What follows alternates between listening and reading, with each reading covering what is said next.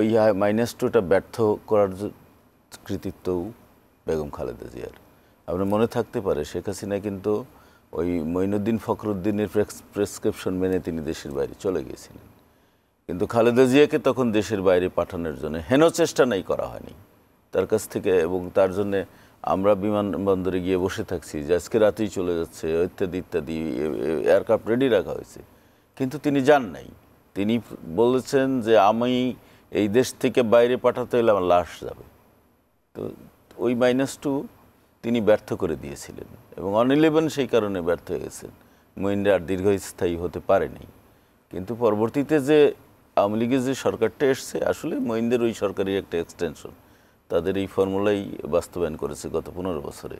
আর এখন যে -2 কথা বলা হচ্ছে এটা গাল গল্প। কেন গাল গল্প?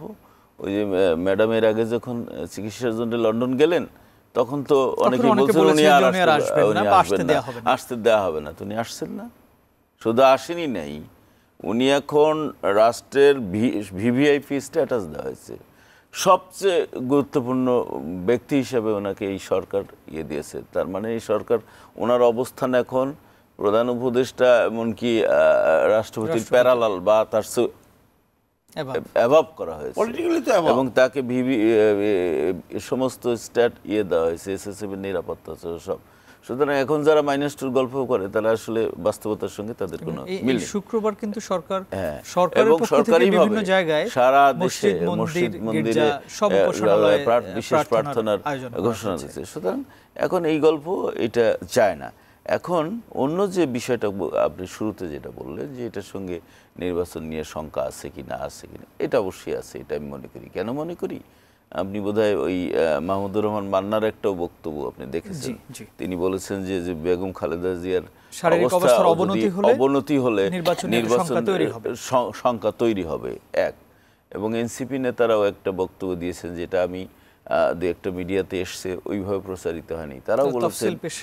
তারাও বলেছেন যে বেগম খালেদা জিয়ার শরীরের অবস্থা দেখে প্রয়োজনীয় তফসিলটা একটু পেছানো যেতে পারে বা পেছানো উচিত।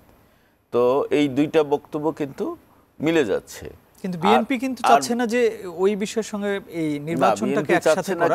যেমন আজকেও তারা নির্বাচন কমিশনে গিয়েছেন, তারা কথা বলেছেন নির্বাচনটা যেন বিএনপি কেন চাচ্ছে না সেটা ব্যাপারটা ভিন্ন। বিএনপি যত দ্রুত নির্বাচন হয় বিএনপির জন্য ভালো। কারণ হলো কি, বিএনপির এখন প্রশ্ন হচ্ছে যে তাদের যে বর্তমান অবস্থা, তাদের যে ইমেজ, তাদের যে জনপ্রিয়তা, সেটা ধরে রাখা বিএনপির জন্য এখন কঠিন হয়ে গেছে। কেন কঠিন হয়ে গেছে? কারণ বিএনপিতে কার্যত সেন্ট্রাল কোনো কন্ট্রোল নাই। কেন সেন্ট্রাল কন্ট্রোল নেই? তারেক রহমান দেশের বাইরে, ম্যাডাম জিয়া অসুস্থ, মির্জা ফখরুলের সেই রকম মানে কমান্ড নেই যে দলের সকল লেভেলের নেতাকর্মীরা তার কথা শোনেন না বলেই অনেক ছোটোখাটো অনিয়ম, অনেক অঘটন ঘটছে এবং চাঁদাবাজির ঘটনাও ঘটছে, নানান কিছু ঘটছে। এটা দলের ইমেজ ক্ষতি হচ্ছে। আর যতটুক না ঘটছে তার চেয়ে বেশি প্রচার হচ্ছে। প্রচার কেন হচ্ছে?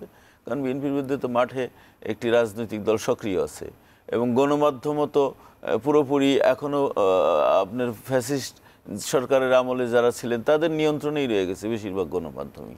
সুতরাং এরা একটা সুযোগ নিচ্ছে। এই দুই শক্তির সম্মিলিত সুযোগ, একটাই কারণ যে বিএনপিকে ড্যামেজ করা।